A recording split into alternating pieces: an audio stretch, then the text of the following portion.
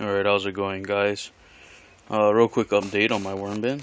So, unfortunately, the design I made with the Velcro and the fancy screen simply did not work. So as you can see, I removed it. Just went back to draping the burlap bag over it. Not sure what happened. Maybe just because I tried to be cheap and use some hot glue. The Velcro is becoming quite a pain to deal with as well, and as you can see here, it got stripped off. So when I tried opening it one day, so I figured, you know what, let's just keep it easy. If they escape, they escape, no problem. What I did notice was, I'm not sure if I addressed this already, but I came out one night to see where they were escaping from. And actually what the blues can do is come up and they'll actually stick to the top of the bin, or the top of the cover, and then curl around and come out. So you know what, if they want to put that much effort into escaping, then be my guest. We've had some heavy rain over the past couple days, and I've been finding these guys all over the house. The farthest I found some was maybe 100 feet away from the bin. They were trying to scale up some walls, so whatever, you know. But what I did notice was there are some very, very small pinholes that didn't get sealed up, and that is probably, let that focus a little bit. Sorry guys if it's not focusing. But all throughout the original seam, there are a few spaces where it didn't get sealed, and basically, yeah, they will actually, I guess when they elongate their body, they thin out, and they will actually squeeze their body through these little holes. And the night of the heaviest rain, a lot of them were congregated right in this corner right here. I want to see at least 50 or 100 of them, and I think they were trying to squeeze out. So what I'm thinking is, while they can't crawl over the top, basically they're trying to find the path of least resistance and least effort, so they're squeezing through some gaps in the seams. So hopefully I can just seal it up with some higher quality sealant, and that'll help keep them at bay for a little while. So with regards to some other updates with the bin, I've ran out of Purina worm chow, and so I was forced to actually go back to using food scraps until my worm chow arrives.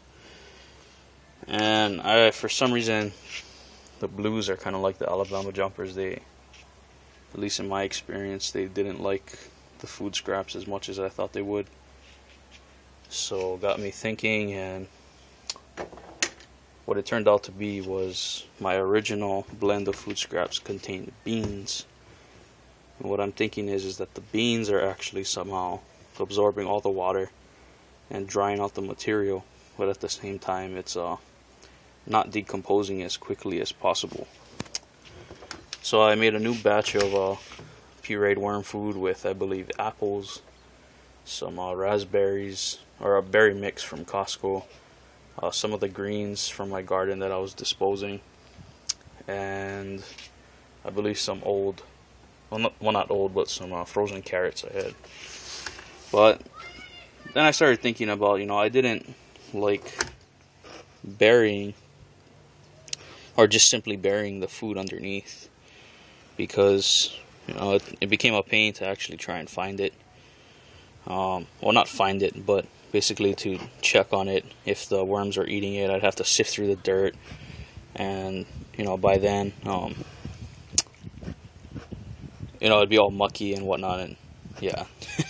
So I had an idea, is what if I created some kind of I guess cover, or some type of dome that I could cover the food that would allow the worms to come up and eat, and basically allow me to just simply take it off and check if they're eating the food. So I had this idea to basically put the worm chow on the surface of the bedding, and then cover it with the with this Tupperware that I had, some spare Tupperware. Well, unfortunately it didn't work out as planned, or at first I thought it didn't work out as planned because, you know, the worms weren't eating it.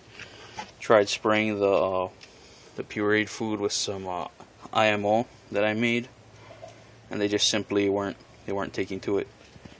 So I think I watched one of Rob Bob's videos, and what he said was, you know, for some reason with his worms, they like it when the food source is actually covered. So what I did was I took his advice and I just basically covered it up with some castings, and sure enough, just took a little bit longer than expected, but now the worms are going crazy for it. As you can see under here, they're all just congregated right under the pile of pureed worm food, and they seem to be liking it a lot. So thanks for that suggestion, Rob Bob. But a cool thing that resulted from this experiment is this. Not sure if you can see it. See if I can get in a little bit closer. But these are all baby worms. This is what I originally had the food in, and I basically just used it to cover up the if I can get in closer. There we go. Nice, great congregation of them. So basically this is what I had the food scraps in, and there were some remnants of food scraps in here. And today when I checked it, I found all these little baby worms just coming up and eating it. And I find this is really important because it shows that, you know, all those cocoons I had they are hatching, and which means that the environment and I guess you could say the climate within the bin is doing good, or we wouldn't have as many babies. So yeah, that's a real quick update. Next video I'm probably going to take you behind the house and show you what I have going on up there, as well as my future plans to start basically terraforming the back of our house. So if you have any questions, feel free to message me, and don't forget to comment and subscribe below. Alright, thanks guys.